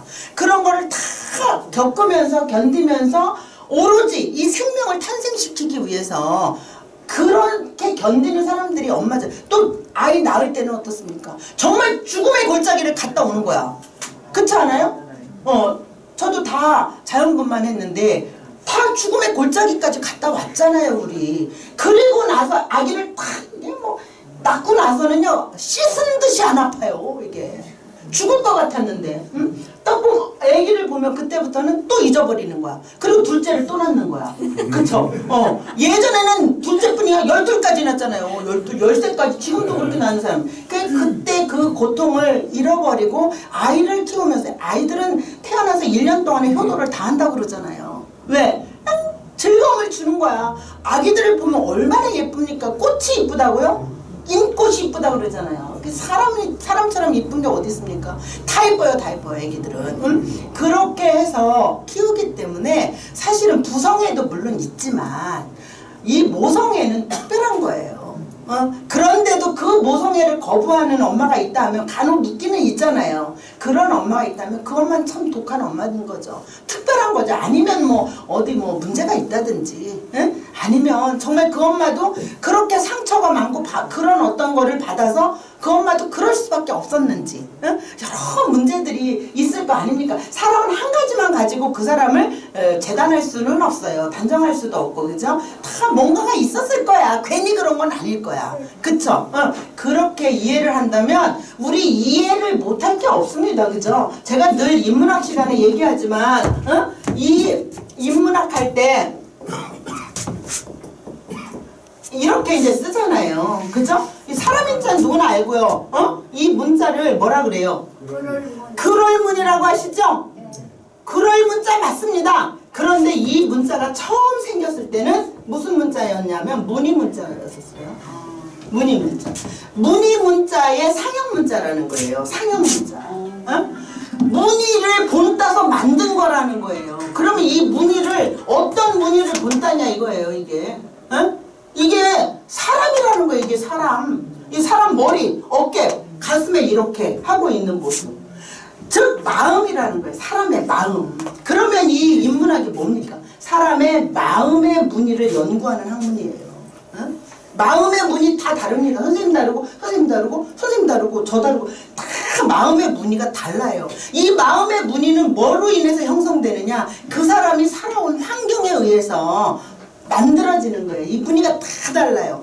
그 문의를 읽어줘야 되는 거야. 서로가 읽어줘야 되는 거야. 어? 가족에서도 부부간에도 읽어주고 부모 자식간에도 읽어주고 형제간에도 읽어주고 또 이웃간에도 읽어주고 뭐 회사에서는 동료간에도 읽어주고 학교에서는 선생과 제자가 그거를 읽어주고 서로 그런다면 갈등이 어떻겠어요?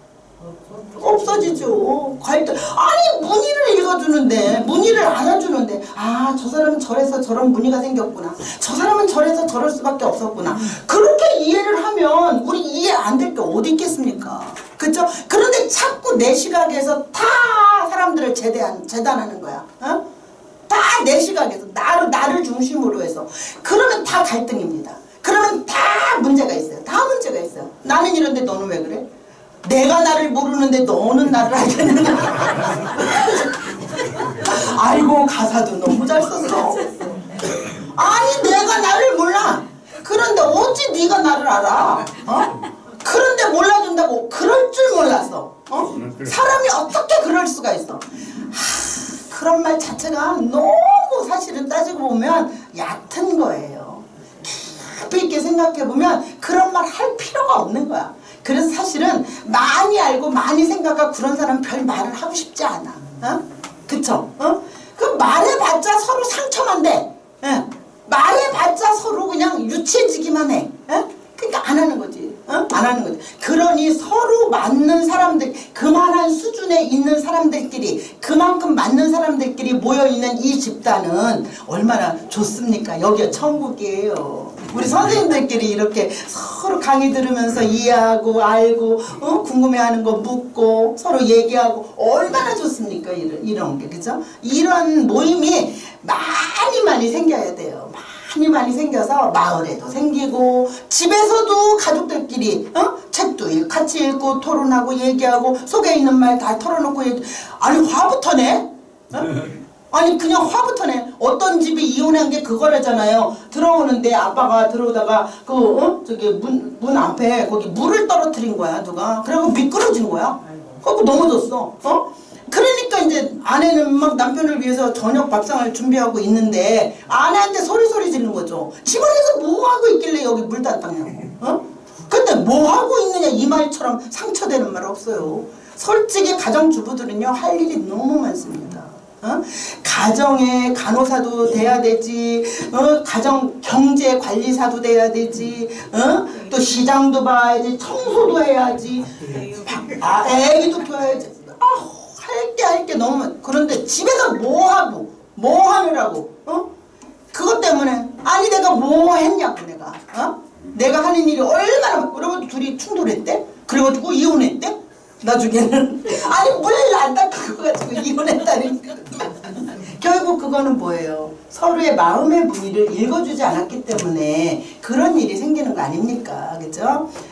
오늘부터 우리 선생님들은 가정에 돌아가시면 아내의, 남편의, 아이들의 그 마음의 문의를 읽어주시기 바랍니다. 그리고 우리 여기 문화원에서 공부하시면서도 조금 불평스러운 거 있거나 아쉬운 거 있어도 아이고 바빠서 그랬나 보다. 아이고 뭐 하다 보니까 깜빡했나 보다. 이러면서 서로 이해하는 거야. 서로 마음의 문의를 읽어주는 거야. 아니 이런 돈 내고 들으시는 거 아니잖아. 이런 강의도 다 그죠? 연구소장이잖아요. 그래도 제가 연구소장이 하는 강의를 그냥 들으시면서 감사하게 생각하고 그죠? 그러면서 지내면 얼마나 더 행복하고 좋습니까? 이렇게 강의 들을 때도 다른 선생님이 강의할 때도 이렇게 좋은 분위기를 만들어 주세요. 예, 제 강의는 좋습니다. 지금 강의 분위기가. 그런데 아이고 선생님들 감사합니다. 네.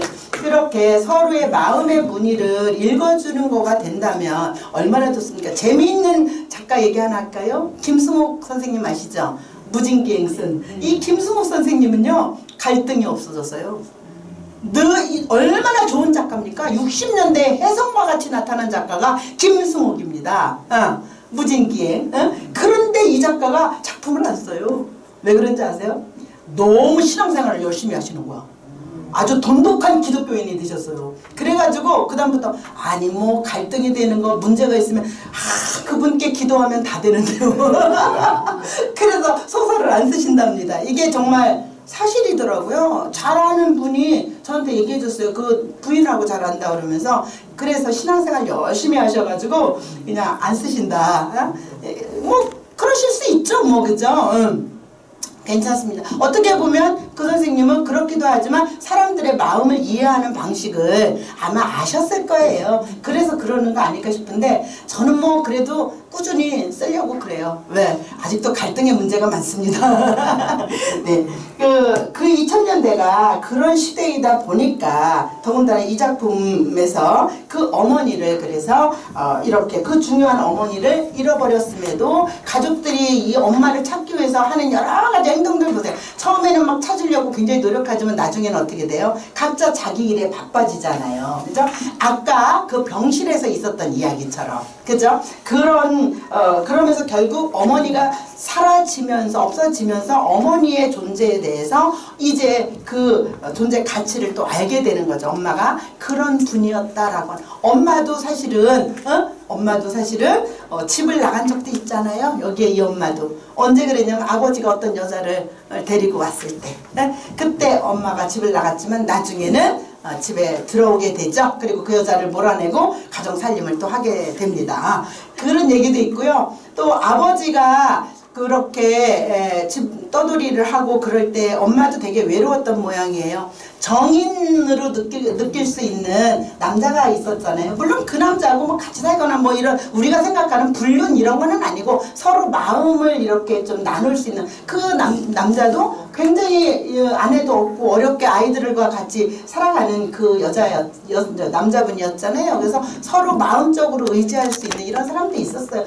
저는 그런 게 어떻게 보면은 그 인간이 사람인 자가 뭐예요? 혼자는 살 수 없잖아요. 누군가와 같이 의지하고 서로 그러면서 살아가는 거잖아요. 그런 인간애적인 차원에서 저는 그 부분이 또 이해가 되었어요. 그리고 나중에 보면은 엄마가 찾아오는 부분에서 4장에서 그런 얘기도 나오잖아요. 엄마에게도 엄마가 필요했다라고 하는.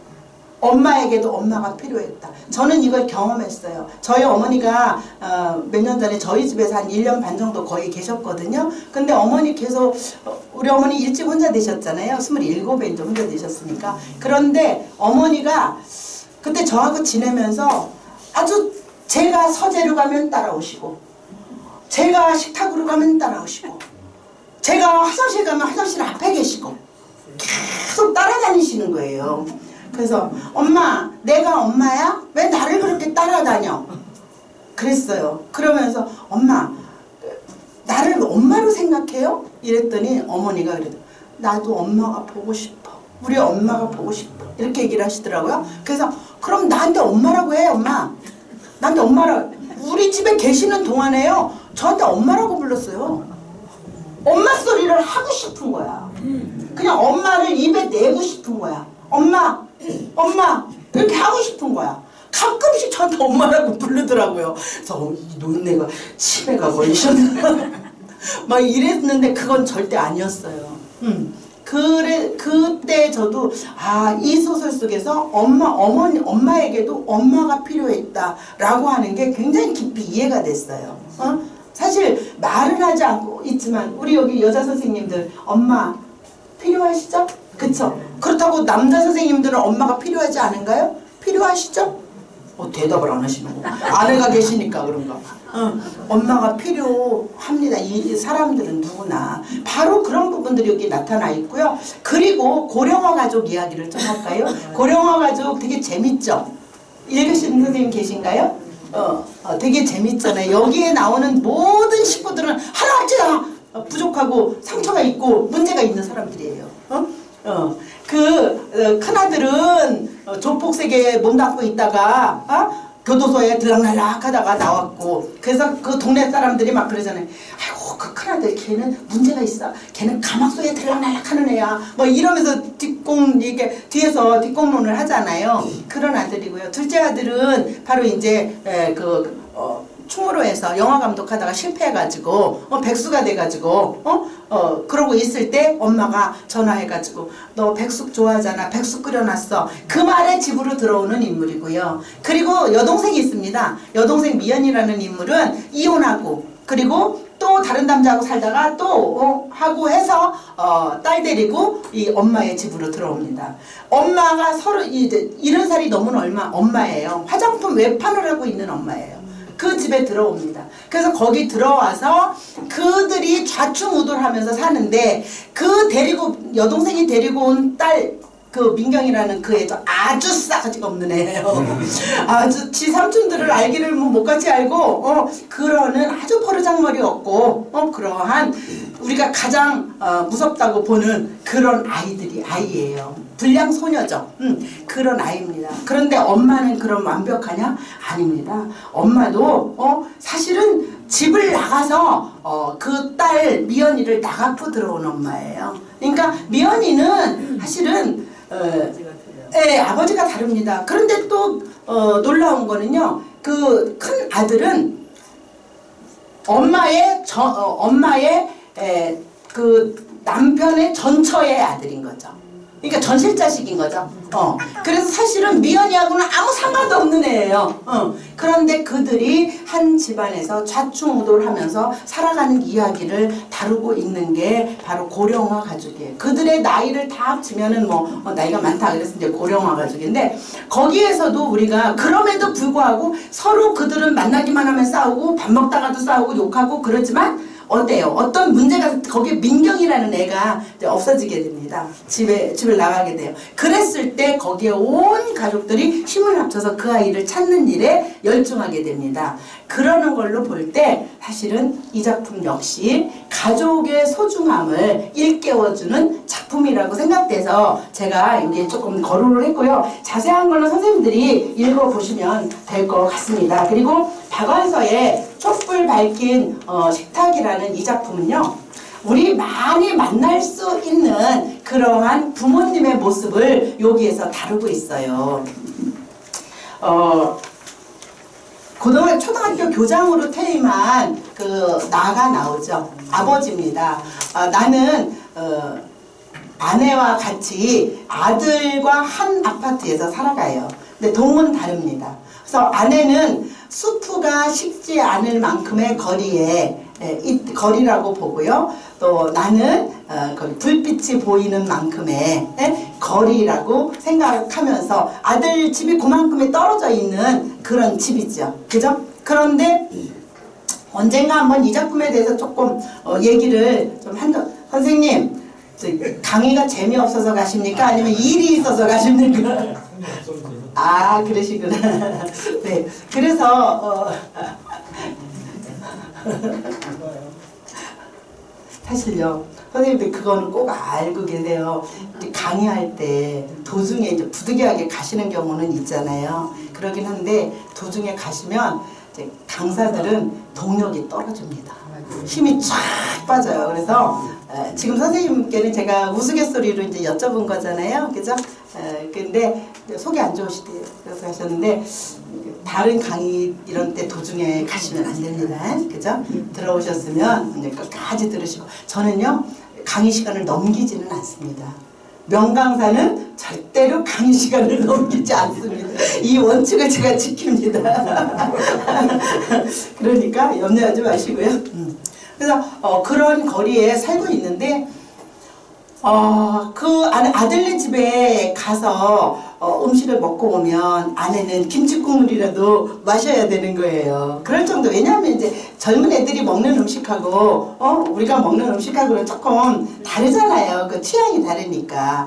그러는데 사실 이제 그러는데 나중에는 아내가 자꾸 음식을 해가지고 그렇게 갖다 주기도 하잖아요. 아들네 집에. 그쵸? 그냥 드나드는 게 사실은 자식들은 불편한 거예요. 그러던 어느 날 또 이제 그 집을 방문을 했는데 그죠?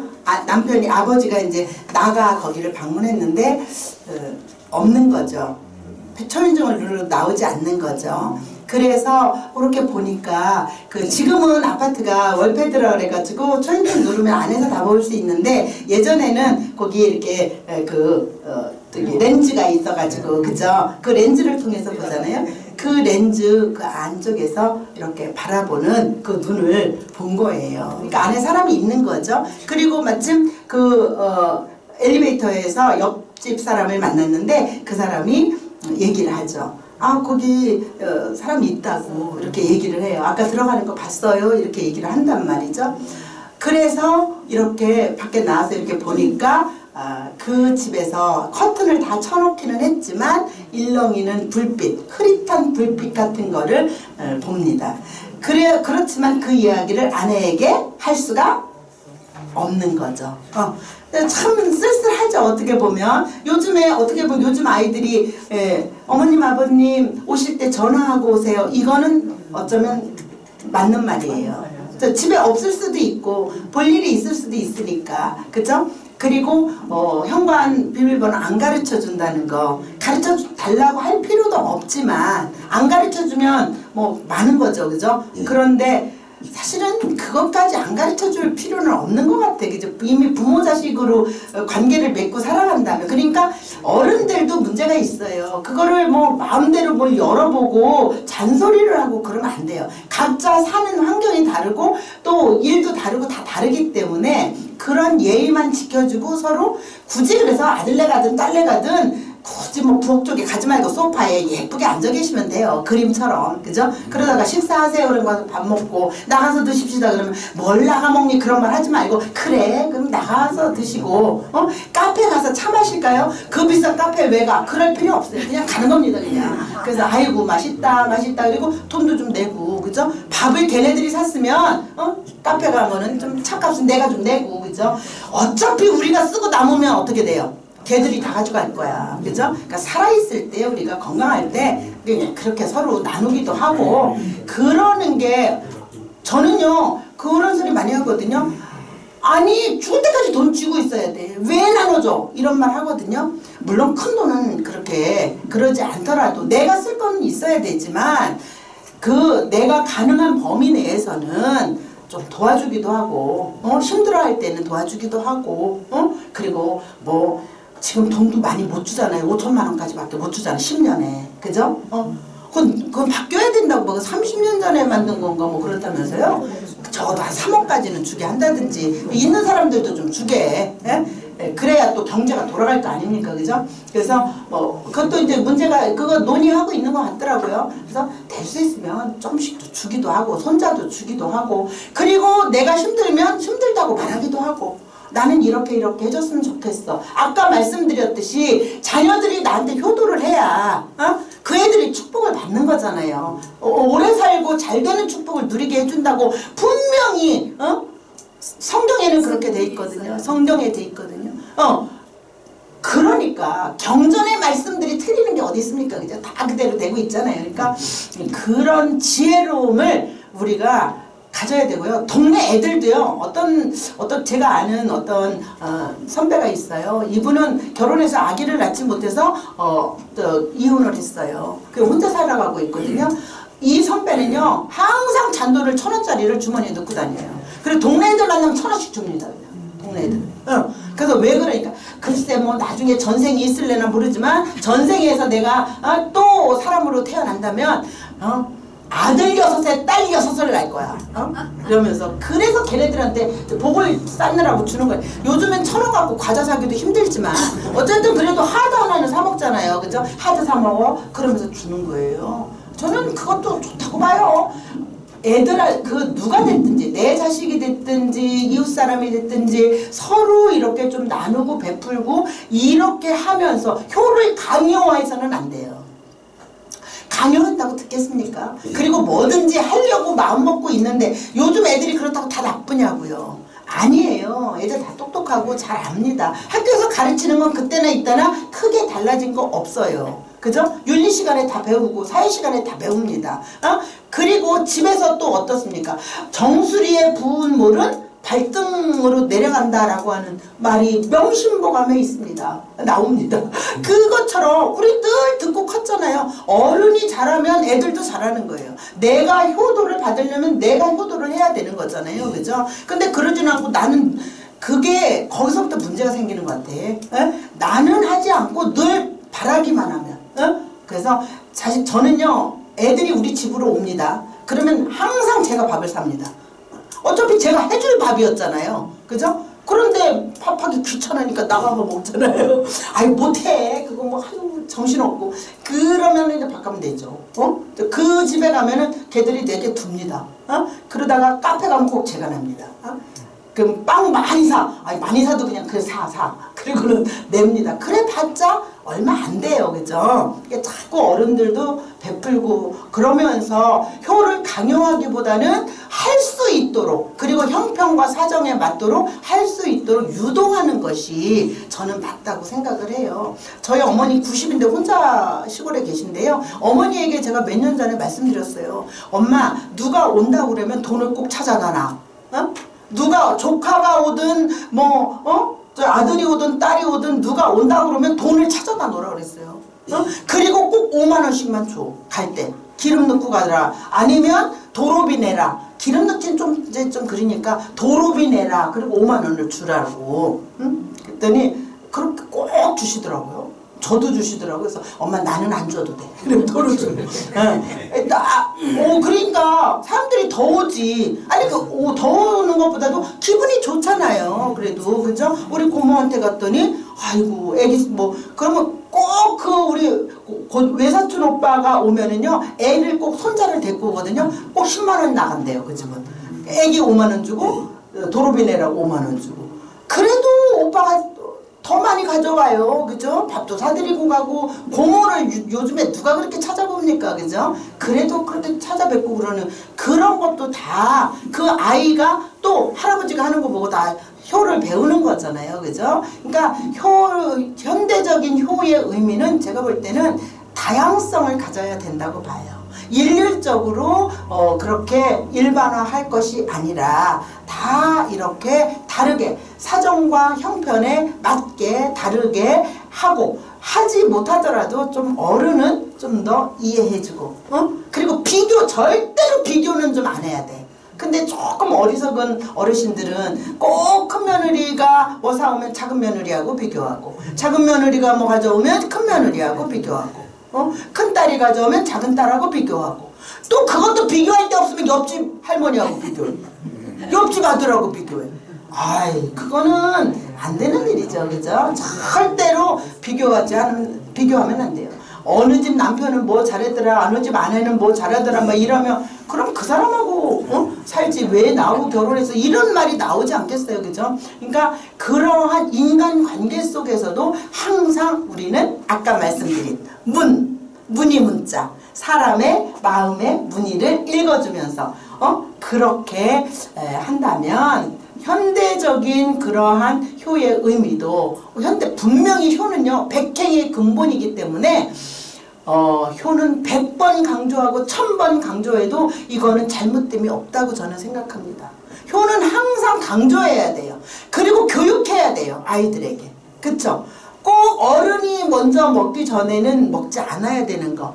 그 어렸을 때부터 가르쳐야 돼. 아이고 너 어여 먹어. 이게 아니라 할머니도 수저를 안 드셨는데, 아빠도 수저를 안 드셨는데 같이 먹을 때는 그래야 되는 게 맞아요. 근데 지금은 각자 밥을 먹잖아요. 각자 먹자. 그러니까 어쩌다 한번 같이 먹게 됐을 때에도 그때 꼭 한 번씩은 먼저 먹으려고 수저 들었을 때 아버지가 아직 안 드셨잖아.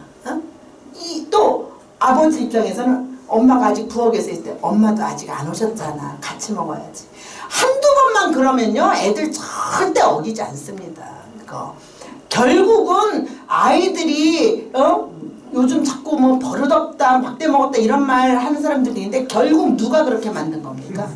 각 가정에서 자기가 만든 거예요. 각자.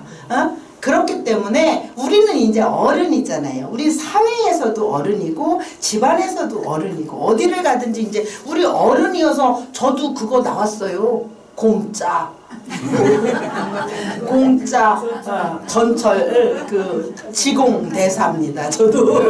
그런데 그렇다면 예의를 지켜야 돼요. 제가 볼 때 어떤 어르신들은요 꼭 식사 약속을 해도요 12시 안 하고 1시에 하시는 분이 계세요. 굳이 왜 12시에 해가지고 그 복잡한 시간에 일하는 젊은이들 점심시간에 밥 먹어야 되는데 왜 우리가 12시에 할 필요 뭐 있냐. 1시에 만납시다. 좋아요.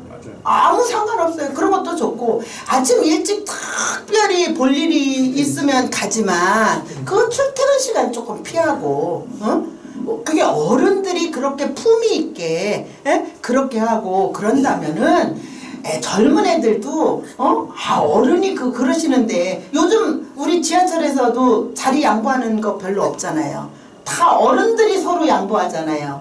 그게 그럴 수밖에 없는 게 어른들이 그 자리에 아플 수도 있고 어른 자리에 아파서 저 버스에서도 앉아있을 수도 있고 피곤해서 앉아있을 수도 있고 무슨 사정이 있어서 앉아있을 수도 있잖아요. 그런데 젊은 것이 거기 앉아있다고 일어나라고 막 이러면서 야단치고 그러면 그건 안 돼요. 그죠? 그런 걸 아예 안 하고 우리가 우리의 품위는 우리가 지킨다. 조금 불편해도 조금만 참으면 그걸 다 되찾을 수가 있거든요. 근데 어른의 위상이 지금 너무 많이 떨어져 있어요. 그거는 우리들의 어떤 면에서는 우리들이 야기시킨 것일 수도 있어요. 그래서 그런 부분들에 대해서 우리 선생님들이야 뭐 말할 필요도 없죠. 다 알아서 잘하시는 분들인데 혹시 그렇지 않은 친구분들 계시면 교육하세요. 그러면 되겠니? 아이 밥 먹으러 거 우리 그냥 1시에 만나. 아이고 여보게 우리 1시에 만납시다. 뭐 이런 식으로 해가지고 그죠? 그런 서로 배려들 그런 거 좋습니다. 오죽하면 카페에 시니어 못 들어오게 한다고 그렇게 노 키즈처럼 노 시니어 되면 그게 좀 우리 사회만 흉보고 나쁘게 생각할 게 아닙니다. 그죠? 그런 부분들 이런 거를 이런 우리 인문학 강연 시간에 이런 얘기도 나누고 듣기도 하고 서로 그러면서 이게 우리의 품위를 우리가 높이고 우리가 자녀들한테도 마찬가지예요. 그냥 바라기만 하지 마시고 애들 생일 때 꼭 돈 보내주시고 그쵸? 애들 생일 때 보내주셔야 됩니다. 안 보내시는 분은 안 계시죠? 꼭 10만 원이라도 꼭 보내세요. 얼마가 됐든지 며느리, 딸, 손주 다 손주들은 어린이날 무슨 날 다 뭐 얼마씩 여유가 되시면 뭐 몇십만 원도 보내세요. 그죠? 100만 원도 보내셔도 돼. 다 이렇게 서로 아이들에게 잘하면 그 애들이 어버이날도 보내고 같이 찾아오고 명절 때 오고 아프다면 전화하고 다 그렇게 되는 거 아닙니까? 효를 할 수 있도록 우리가 유도를 해야 돼. 다 과거의 생각만 하시면 안 되지. 그죠? 이제 바뀌었으니까 시대가. 그리고 젊은 애들 너무 바쁘고 힘들고 월급이 너무 적어요. 요즘에 많이 받는 애들도 청년들도 있지만요. 깜짝 놀랐어요. 저는 우리 제자들이 취업해서 나가는 거 보고요. 얼마부터 가는 줄 아세요? 연봉 1,800부터 가면 잘 간다고 생각해요. 예, 너무 기가 막히죠? 그러면 얼마 받는 거? 150만 원 받는 거야. 그러니 150만 원 갖고 어찌 살겠어요? 그럼 어떻게 해서 그 애들이 집을 사겠어요? 그게. 그 불과 이제 한 2, 3년 전에 그랬었어요. 근데 지금도 그래봐야 200만 원 좀 넘잖아요. 그리고 그거를 매일 근무하는 걸 아니고 딱 60시간만 일하게 해가지고 월급을 주는 경우도 있어요. 그러면 그게 돈이 얼마가 됩니까? 알바생만 쓰는 거예요. 그런 식으로 해서 그냥 참 기업하는 사람들도 어렵지만 또 취업하는 젊은이들도 어렵습니다. 요즘 아까 우리 선생님 어떤 선생님이 이러셨더라? 질문하셨는데 요즘 소설들에 보면은 이번에 신춘문예에 당선된 소설 중에도 보면 정말 그렇게 열악한 환경 속에서 결혼하고 아기 낳고 그러면서 살아가는 그런 모습을 그린 소설들도 꽤 많이 있습니다. 그럴 수밖에 없는 게 우리 현실의 모습을 작품 속에 모방하거나 또 반영해서 투영시키기 때문에 그렇게 되는 거거든요. 요즘 젊은이들 어렵습니다. 힘듭니다. 꿈을 키우기도 어렵고요. 근데 우리가 예전에 또 60, 70년대에 살았던 거 생각하면 그때보다는 애들이 괜찮은 것 같잖아요. 그때 우리는 정말 배고프고 힘들었잖아요. 그죠? 그래서 그때 생각하면 얘네들이 괜찮은 것 같지만 얘네들은 상대적 박탈감 같은 거를 느끼면서 그렇게 또 살아가고 있거든요. 그러니까 우리가 효도를 받기 위해서는 걔네들을 우리 아랫세대들을 잘 다독거리고 또 돌봐주고 어루만져주고 그럴 수 있는 품이 있는 어른들이 또 돼야 되지 않을까. 저는 그렇게 생각해요. 그래서 일반화시켜서 효를 생각할 필요는 없다. 그래서는 또 안 된다. 이런 생각이 들거든요. 선생님들 생각은 또 어떠신지 모르겠습니다. 할 얘기가 되게 많지만 오늘 여기까지만 4분 전이거든요. 여기까지만 이야기를 하고요.